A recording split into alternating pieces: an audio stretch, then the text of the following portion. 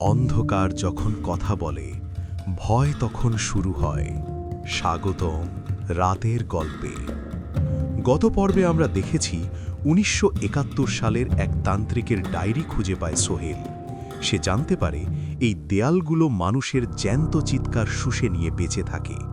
দেয়ালের সেই বীভৎস হাতগুলো যখন সোহেলকে প্রায় ধরে ফেলেছিল, ঠিক তখনই শুরু হয় আজকের পর্ব।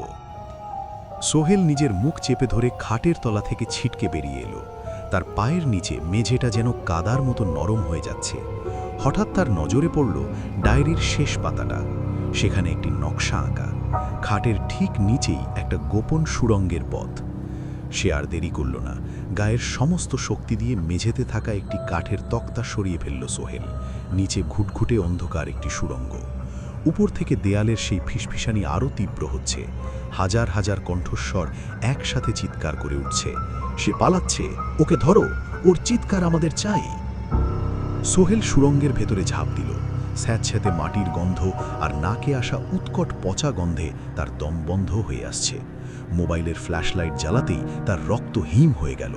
সুড়ঙ্গের দেওয়ালে অসংখ্য মানুষের খুলি গেঁথে রাখা হয়েছে, আর প্রতিটি খুলির মুখগুলো হাঁ করা, যেন তারা শেষ মুহূর্তে এক দীর্ঘ আর্তনাদ করেছিল। হঠাৎ সুড়ঙ্গের শেষ মাথায় একটা ছায়া নড়ে উঠিল।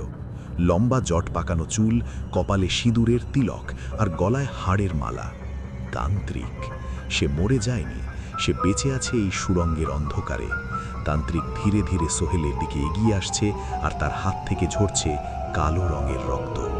তান্ত্রিক অট্টহাসি দিয়ে বলে উঠল, ৫০ বছর ধরে আমি একটি ফ্রেশ চিৎকারের অপেক্ষায় ছিলাম, আজ আমার সাধনা পূর্ণ হবে।